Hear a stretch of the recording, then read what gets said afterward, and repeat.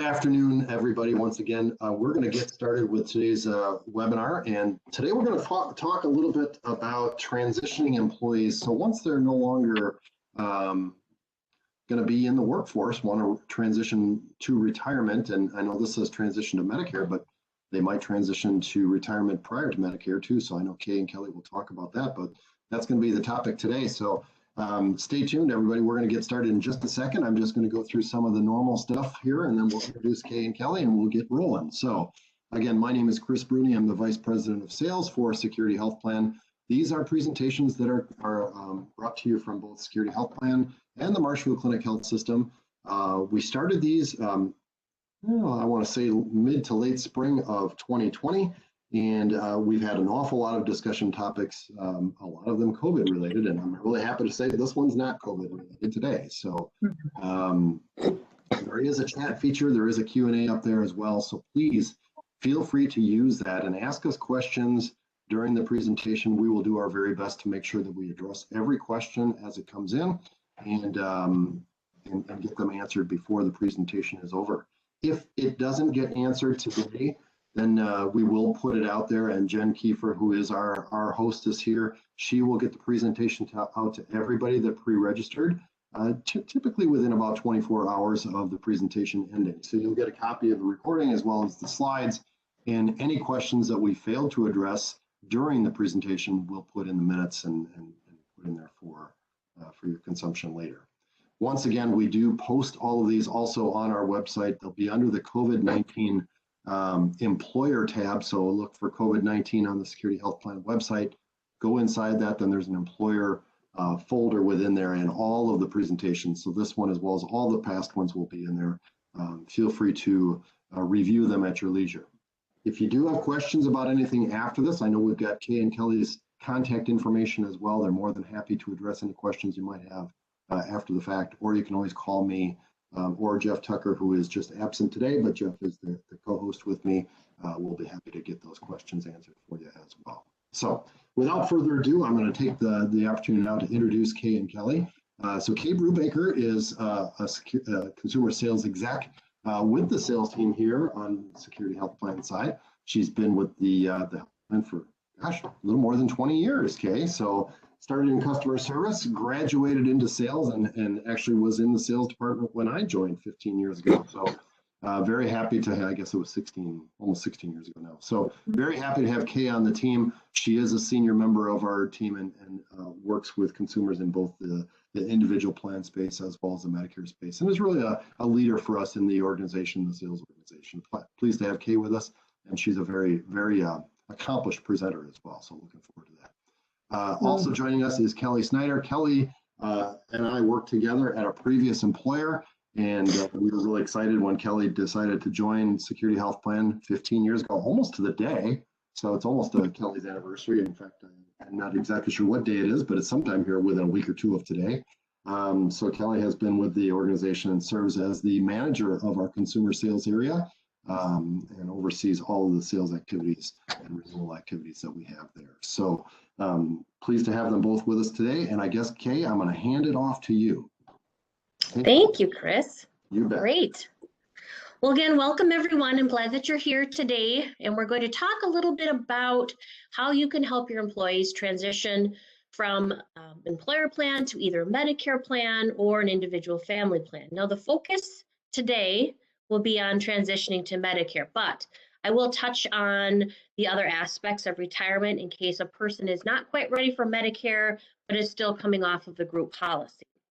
If at any time you have a question, like Chris mentioned, please put it in the chat feature. Kelly or I will make sure that we're checking that and answer any questions as we go along. All right, so this is an agenda of what we're going to touch on today. We're going to talk about what Medicare is, the different parts of Medicare, the coverage and the cost, and then of course, when and how to enroll into Medicare. I think that can be very confusing for anyone, whether it is one of your employees or any consumer, is where do they get started? So we'll make sure that we cover that. And then we'll get into our different plan types, that Security Health Plan, because we want to make sure we're there for every part of a person's life going from an employer group plan, maybe that in between years before Medicare or right on to Medicare. We have a plan that will fit anyone's needs. So we'll go through those different plan options as well, including our Medicare Advantage or Part C plans and the prescription Part D plans. So those are the things we're going to cover here in the next 20 minutes or so. And again, if you have questions, chat them or ask us at the end. All right, so let's first start with what Medicare is. Now, of course, there's Medicare, there's Medicaid, there's all these different verbiage and so forth out there of what's what. And the way that I always tell people to remember is Medicare, you think about when a person gets a little bit older, they need extra care. And then because it's typically age 65, sometimes it's younger due to certain disabilities. And then Medicaid, just to not confuse the two, as I usually think of somebody who needs aid, maybe some financial help. And that's typically someone who is, not always on Medicare, although they can be. But today we're really going to focus on Medicare. Okay, so those transitioning there. And this, of course, is through the federal government. And these are all individual plans. So I know with employers, we kind of get into the train of thought, well, everyone on this group plan has this level of coverage or benefits. But remember, when a person goes on to Medicare, it's all individual. It does have a very comprehensive list of coverages and services, but of course there are some things that are not covered, and we'll go through what those are shortly. Now, Medicare, although it's typically, something that people think, oh, once I go on Medicare, I have this full coverage, there are some services that will require a deductible to be met first, full payments, co-insurance, things that they would have to pay if they do not purchase a secondary policy, okay? I mentioned before, it's typically someone who's age 65 or older, as long as they've participated in Social Security, railroad retirement, and employee, a federal, state government, or a spouse has for at least 10 years or 40 quarters. So that means, of course, that was coming off of their paychecks, paying into the Social Security system so that they can get eligible for Medicare. And then, as I also mentioned, some people who are under the age of 65 may qualify for Medicare disability. Typically with that, once they are declared disabled, which we know is a process, then there's a 24-month waiting period before they can then get Medicare. So if you do have someone that, has maybe some conditions and they say that they're going on disability, just keep in mind, it doesn't mean that they're eligible for Medicare right away. They still have that 24 months before they're eligible for Medicare. Okay, and then we have some others listed here, people who are disabled due to ALS or with end-stage renal disease, which is stage 4 or 5, depending on the condition of kidney disease. Okay, so those are who is eligible for Medicare. Now we need to talk about the different parts of Medicare. Now, traditionally, there's been Part A and Part B. We refer to that as original Medicare because that's what was first created back in 1965 by the government to provide to those who are going on to Medicare at age 65. But then as things have evolved, Part C and Part D were also created. Part C is often referred to as a Medicare Advantage plan, and Part D is often referred to as a prescription drug plan. But before we get into the C and D, I think it's good just to understand what original Medicare, the A's and B's of Medicare, are. So this will show you here some of the services that are covered with original Medicare. We call Part A hospital insurance, but it covers more than just hospital. It does cover the inpatient, but also skilled nursing care. Now, one thing to keep in mind if you do have an employee that is looking at, what are my different coverages once I go on Medicare? Sometimes the things that Medicare provide have different waiting periods or time frames that a person must wait before they can get that coverage. And that may be the same depending on the secondary carrier they choose, if it's a supplemental, but it may also be an improvement depending on if they choose a different type of secondary coverage. So here, for example, skilled nursing care, it requires a minimum 3-day prior hospital stay. And that's, the way that Medicare has it set up. So if they come to you with these questions, of course, you can always refer them to us. But sometimes it gets a little bit different when they're looking at actual plans versus Medicare. Just keep that in mind. Also, Part A covers home health care, hospice, and blood services. So that's the Part A. Now, we're going to get into the costs and deductibles here shortly. There are other benefits with Part A as well, but this is just the overview of what's covered. Part B is the medical side. I always say the things that are done on an outpatient basis. So your office calls, specialty care, if they go in for outpatient surgery, labs, other home health care services, durable medical equipment. So if a person needs a CPAP machine or nebulizer, and then again, blood. Those are considered Part B. And of course, Kay, I'm going to interrupt you there with a question that came from our audience. So back to your previous slide. So what if a spouse doesn't have enough points to qualify for Social Security? Are they still eligible for Medicare? Yes. So the way that it would work is if they don't have the 40 quarters or the 10 years, they can still qualify for Medicare, but they may now pay a premium, where typically a Part A does not have a monthly premium. And it's going to be based on the amount of months or points that they have incurred since they've been working or since their spouse has been working. Perfect. Thank you. Sure. Okay, so let me go forward. All right, and again, just on this slide, as I said, these are administered directly through Medicare. So a person will get their red, white, and blue card. And if you're in the Medicare world, I guess, as Kelly and I seem to always be learning something new, they changed things. It used to be a person's social security number on their card. And so you knew, okay, well, you just add an A or a B or something to the end of it. So they've completely changed that about 1.5 years ago is when they made it officially changed. And now it's this randomization of numbers and letters, which in a way is great because it protects their security. And that was the point of it. But I know that we've all been getting into the way of thinking, oh, it's just a person's social security. So just keep that in mind too. If a person comes to you and says, how come my card looks silly? It's supposed to look that way. It's actually for their protection. All right. So let's talk about what is not covered by original Medicare. Some things that are not covered by Medicare is outpatient prescription drugs. So the medications they would pick up at the pharmacy or have mailed to them. Dental care, routine dental care, vision and eyeglasses, hearing aids. If they do want to travel outside of the United States, Medicare does not cover anything, even emergencies or urgent care. So foreign travel is not covered.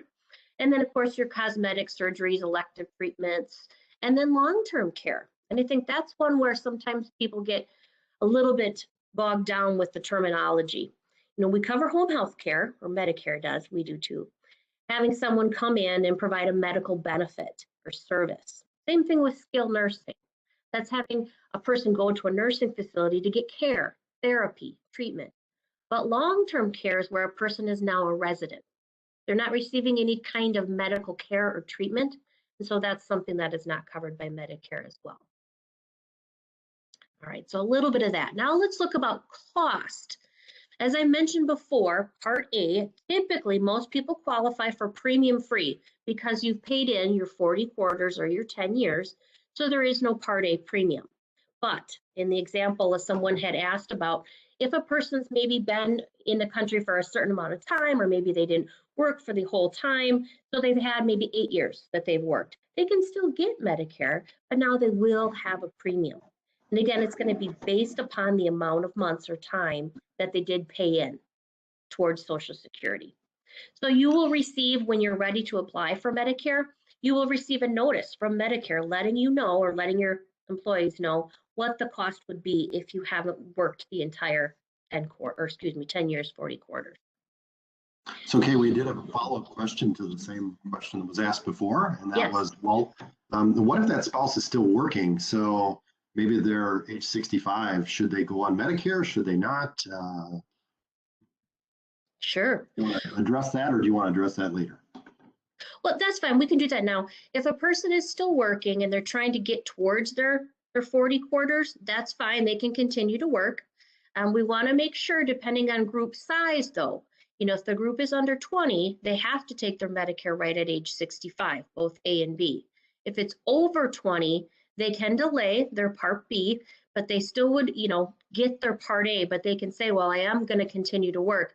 And that's really where Social Security is going to come in and be the determination on that, is if they're going to say, okay, well, we'll let you continue to work, but, you know, you still may have a premium you have to pay. So that's kind of a tough one because it's somewhat We're at the mercy of Social Security and what they decide to do.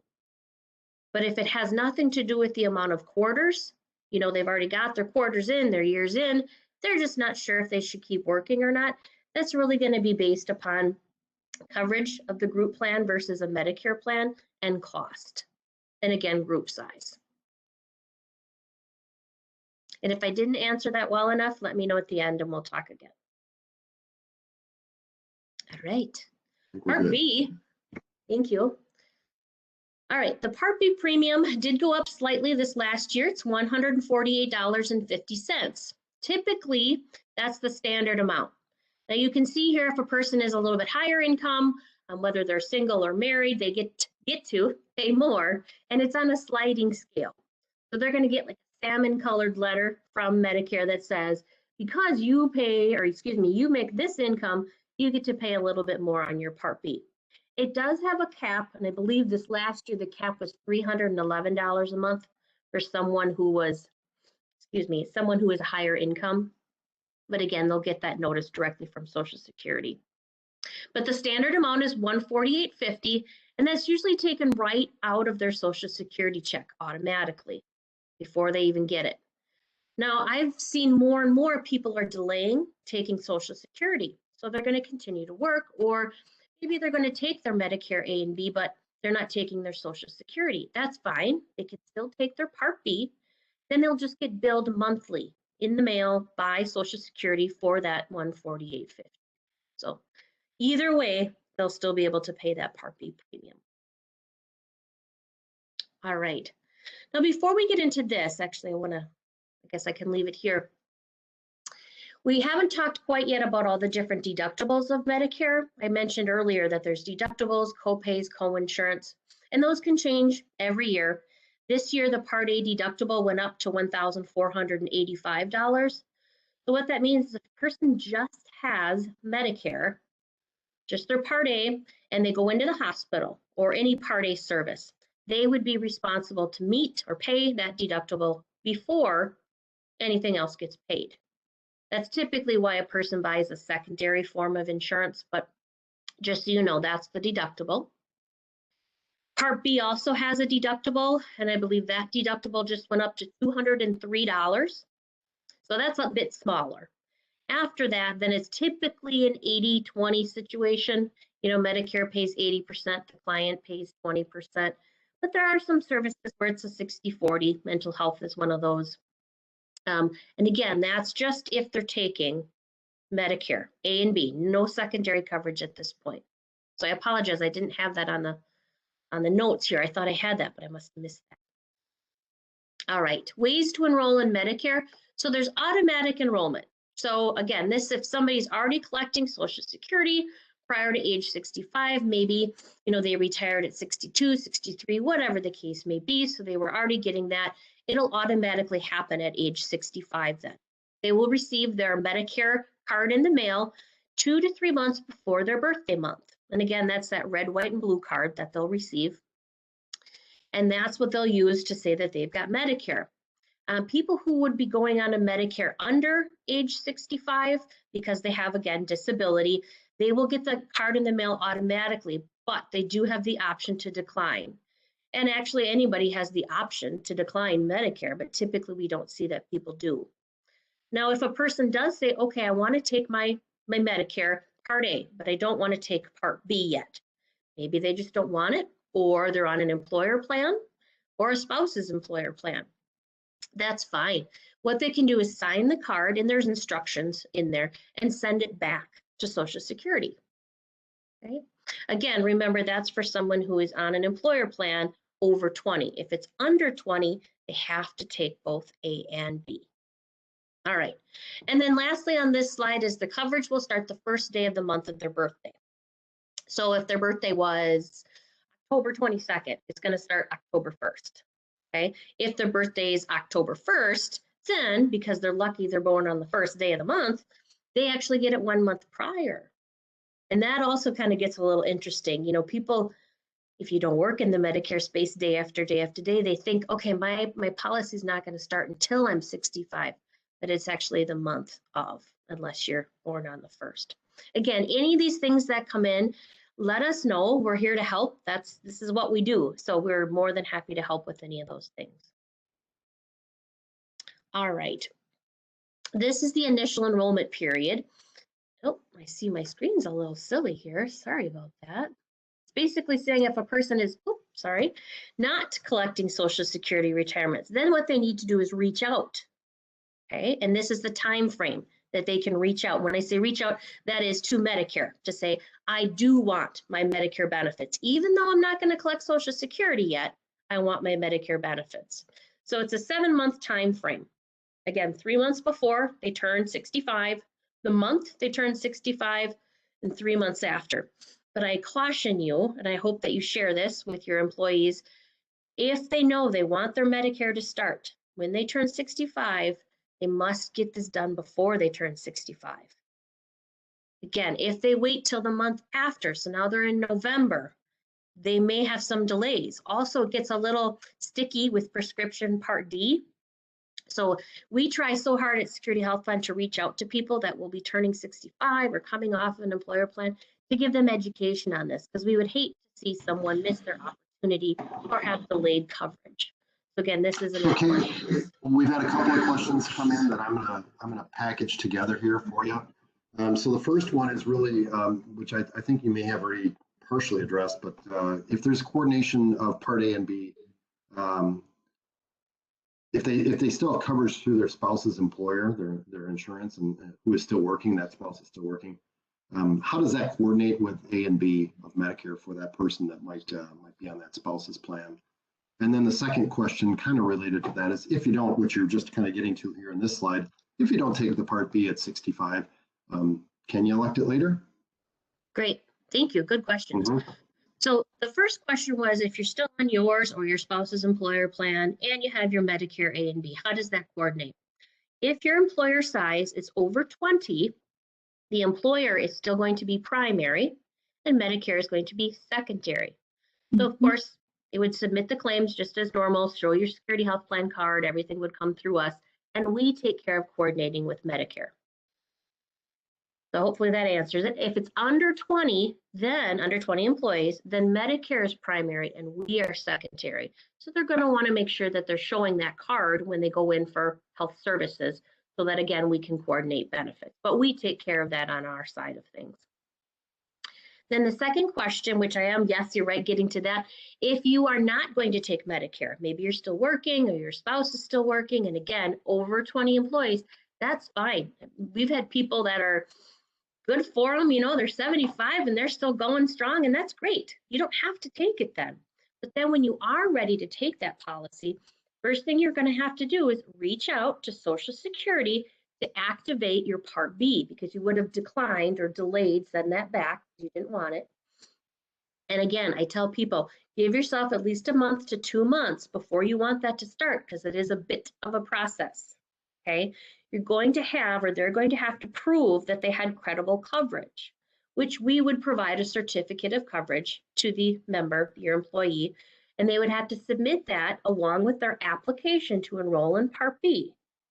Now they can get this application online at ssa.gov. That's probably the easiest way, because they can just do it all online. But if they actually want a paper copy mailed to them, they can just call Social Security. They'll send them the paperwork. They have to submit that along with that certificate of coverage.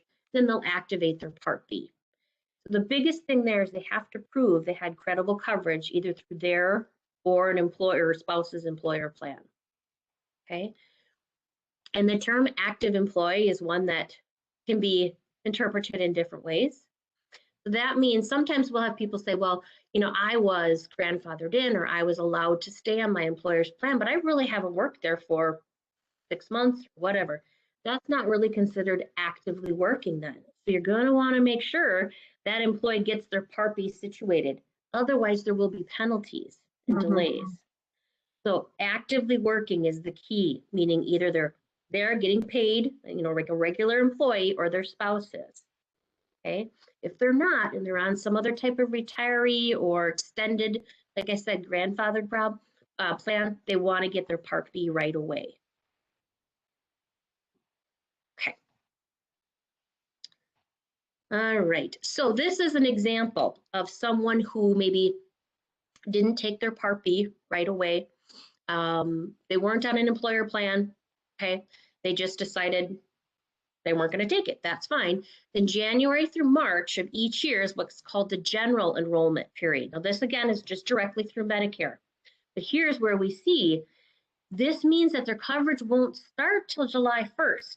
So even if they applied in January, their Medicare won't start till July. And now look at that. They've got a 10% penalty. Okay. So again, if they've got employer coverage, make sure they've got that certificate of coverage that someone was an active employee, because we'd hate for them to get penalized or have to not have coverage or something like that, okay? So, and I know sometimes these things are kind of one-off. They come up, you know, this person, not sure if they're active or not, call us. Let us help you work through those so we can make sure they get taken care of. All right, special enrollment period. I know I've just beat this over again and again, but that word actively is so important because they will have a special enrollment period at any time they want to start taking their Part B. As long as they were actively working, there won't be a penalty. They don't have to wait to July, any of that stuff. And here again, it's the 20 over employees and 20 under. Okay. All right. So again, when employer coverage ends, make sure that they sign up for Part B and D as soon as possible. The Part B doesn't have an 8-month special enrollment period to enroll without penalty. Again, this is just kind of giving them some extra time so that if they had active coverage through an employer plan, they have some extra time to get it. But just because they have a little bit of extra time doesn't mean they should always use that. We always encourage sign up as soon as possible because crazy things happen and we would hate for something to happen and they didn't have it. Part D, though, is very specific. A person only has 63 days from when their other coverage ends to get onto a Part D plan. And then the plan begins the first of the month. If they decide or something happens and they don't do it, then they have to wait till the next annual enrollment period, unless another special enrollment happens, so that they can get prescription drug coverage. Okay.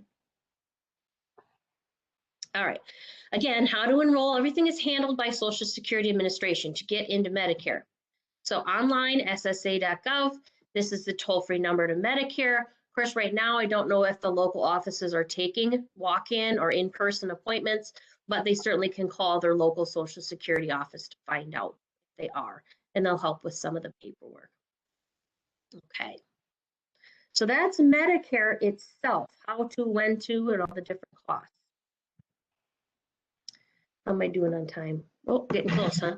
We're up against the clock, and so we're going to let this keep going. But if people do have to drop out, because typically we try to keep this to a half an hour, please don't feel like you're offending us if you have to do that. This is recorded. You'll still get the whole thing, and you can catch up to it later. So so if you do have to leave, that's okay. But we're going to keep going.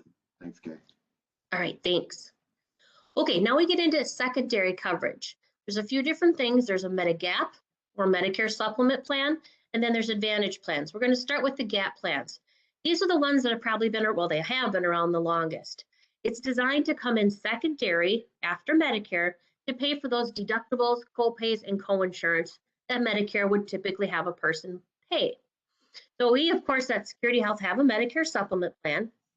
Now the premiums increase with the person's age, and they also vary by company. Okay, so when you're looking or trying to advise your employees, have them look at those different things. And then different Medigap plans have riders. Now, the riders mean extras or add-ons. So we've got a plan where they can have everything paid for, including the deductibles of Medicare, both A and B.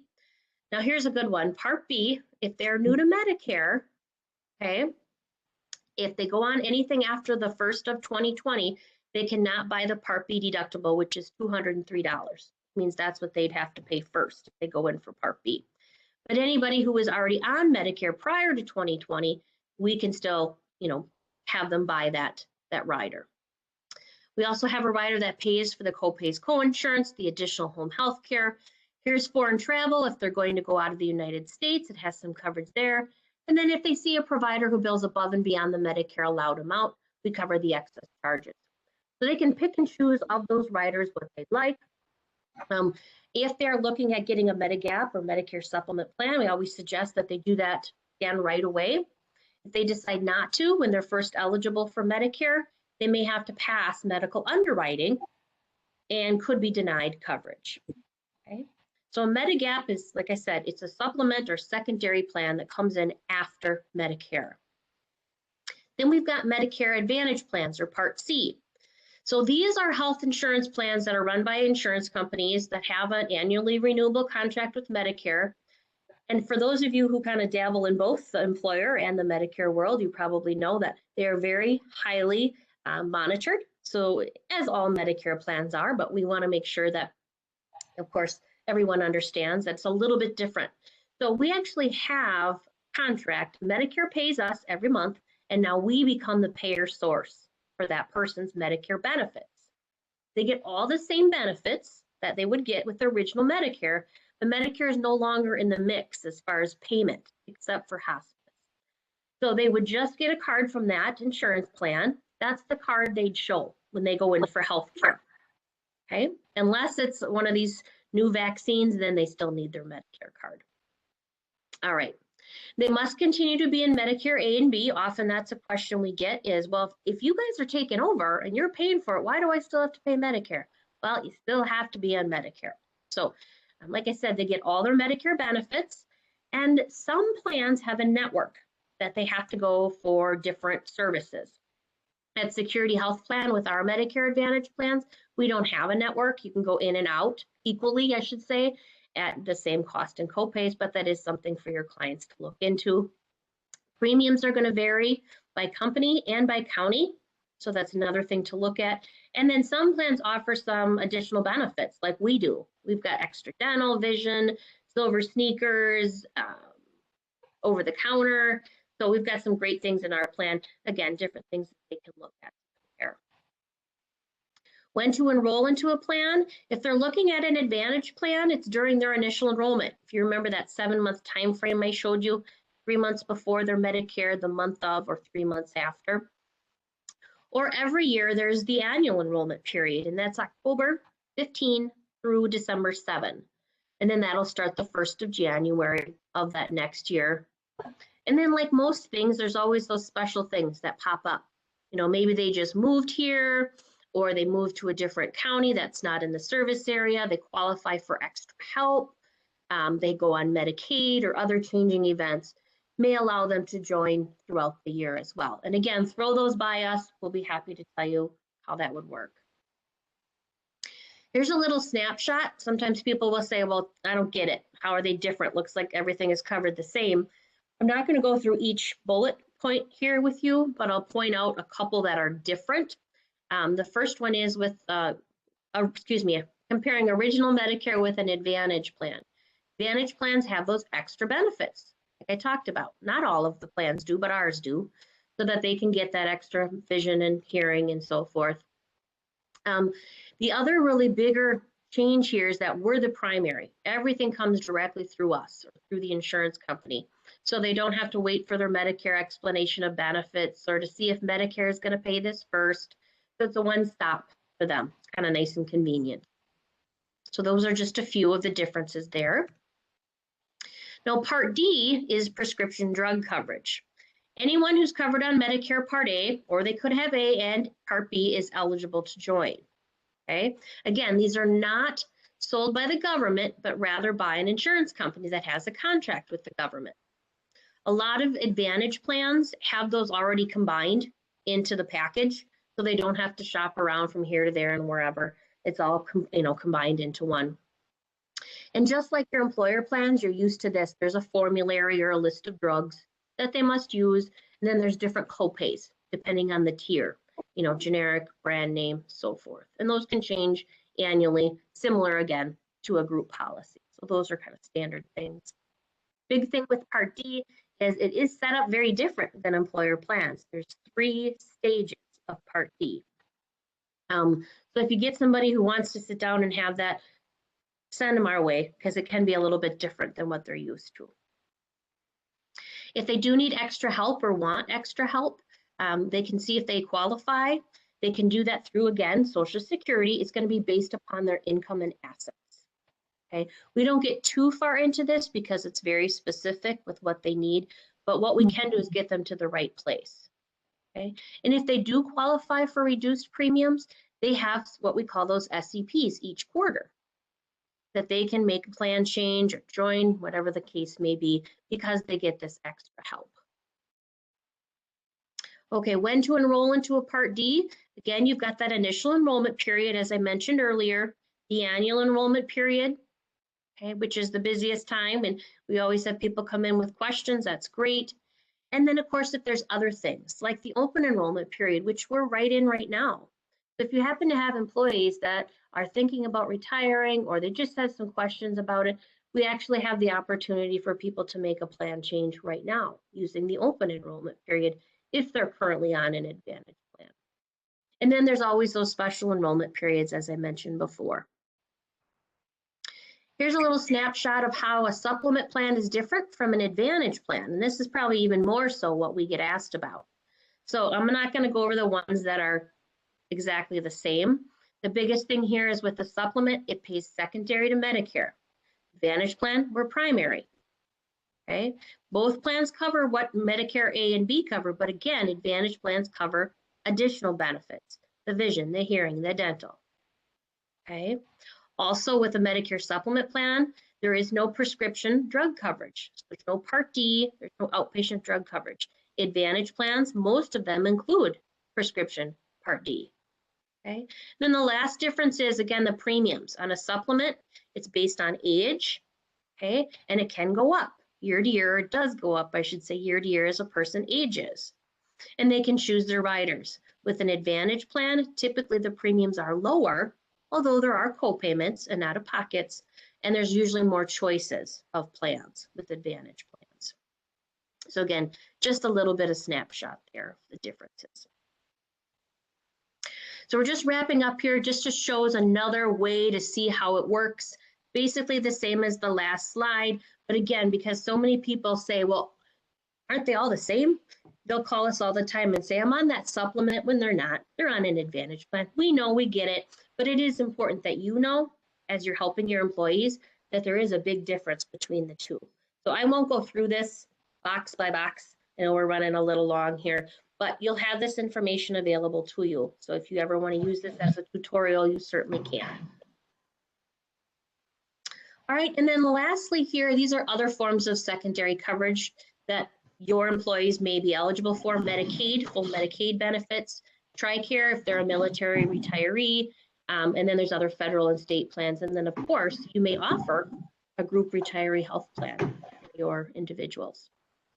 So after today, this is all of our contact information.